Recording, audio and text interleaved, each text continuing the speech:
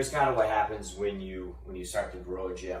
If we look at trying to bring the gym from zero up to $50,000 a month, you can kind of look at this chart. You can see what happens with expenses and all that kind of stuff and how it graphs up. I'm going to walk you through that really quick so you can kind of see exactly what is happening at each level. In the beginning, what you see is a lot of gyms will be here, 85-ish members, right? So if you have 85 members, rent is going to be kind of a fixed thing across all these variables here. So you have rent as a bigger piece of the overall pie in terms of like the expenses that the revenue has to pay for. So you're going to have some fixed expenses. That's going to be like utilities, all that kind of basic stuff, just general expenses that happen as a result of being in business. Then a little bit of payroll, because most people who own a gym aren't going to coach all the classes. So you're going to pay some people through payroll, and or just write them checks or whatever you guys do. I mean, I obviously recommend doing it right through payroll.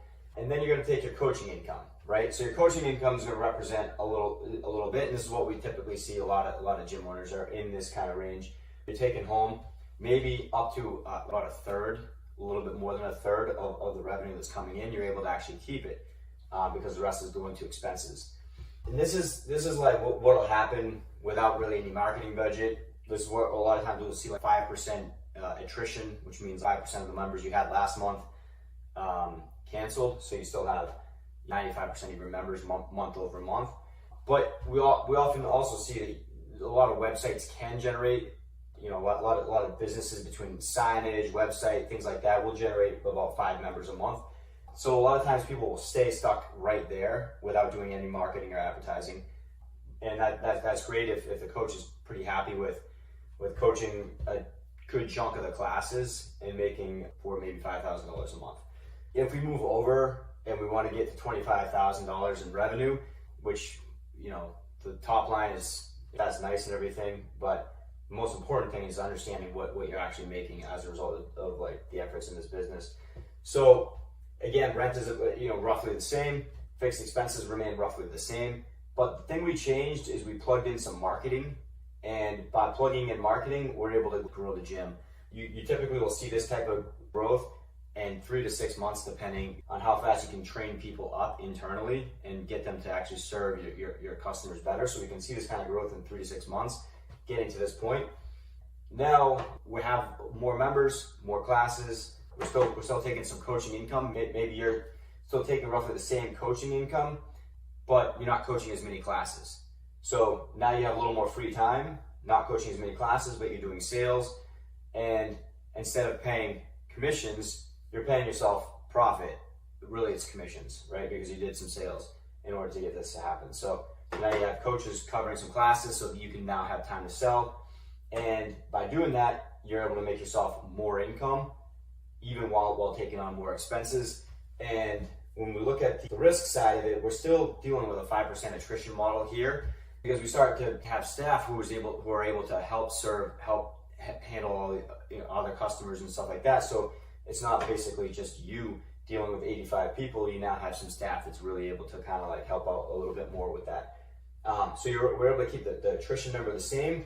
And really, to maintain this, we only need about 8.5 new members per month, right? So 8 or 9 new members a month, knowing that we can get 4 to 5 from whatever signage we have, whatever website we have, things like that. We know we can get about half of that through that.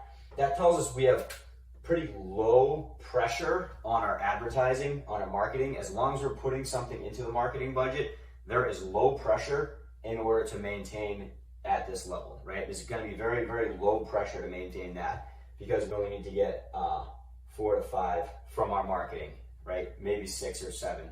I like everything to be predictable. So like the marketing that we build, it's all predictable. So then anything that we get from our website, we're just like, oh, okay, by the way, we got a couple extra from our website.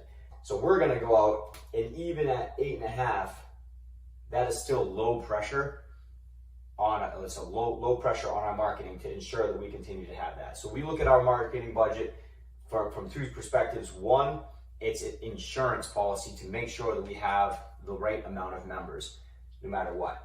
And then number 2, it's a growth strategy. We know as long as we're staying here, that's our insurance that we're staying there. But we're using those same dollars to actually in our marketing budget to not only ensure that we stay where we need to stay, but also to grow to where we want to grow to. So for growth, we're adding, we have to just basically, we know that we have to add more than that each month in order to grow over to the next stage. So as we grow over to this next stage, we get into where I believe the gym sweet spot is here at about 235 members. So when we walk through this, we see the rent doesn't need to change. We're able to serve 235 members in the same space. We can serve 85 members. Most of the size of the spaces, we're talking 4,000 to 5,000, 3,500 square feet. You can get away with this, but I would say 4,000 to 5,000 is going to be the sweet spot. And so what's going to happen here though is instead of paying our coaches hourly, we're switching to paying a couple of people full time. And we have this set up as a team, right? So these guys are like a partnership, and they do two different things that are very, very important. They each have two roles, but they work together in accomplishing what they need to accomplish. One of them is more operational oriented, and the other is sales oriented. So we need operations and sales as two functions of these people. In addition to that, they each need to be able to coach. So they're taking a brunt of all the coaching classes, and one of them's the ops person. That ops person is taking care of the members, making them all feel good and making them happy and everything else.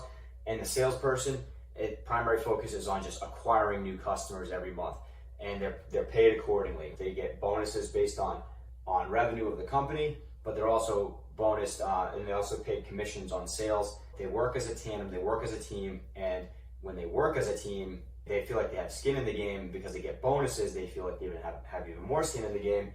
They're advocates for your company, and they're going to keep things intact. That allows the business owner to make profit instead of income, right? When you make profit instead of income, that means the profit is like what you're getting from putting in zero time into the business, right? And so for our gym, I run a team meeting once a week. That's what goes into it, right? Once a week, an hour a week, I run a team meeting. That's all that I do, right? I go there. I love a lot of the members. They're really nice people. I've never coached any of them. I've never coached anybody.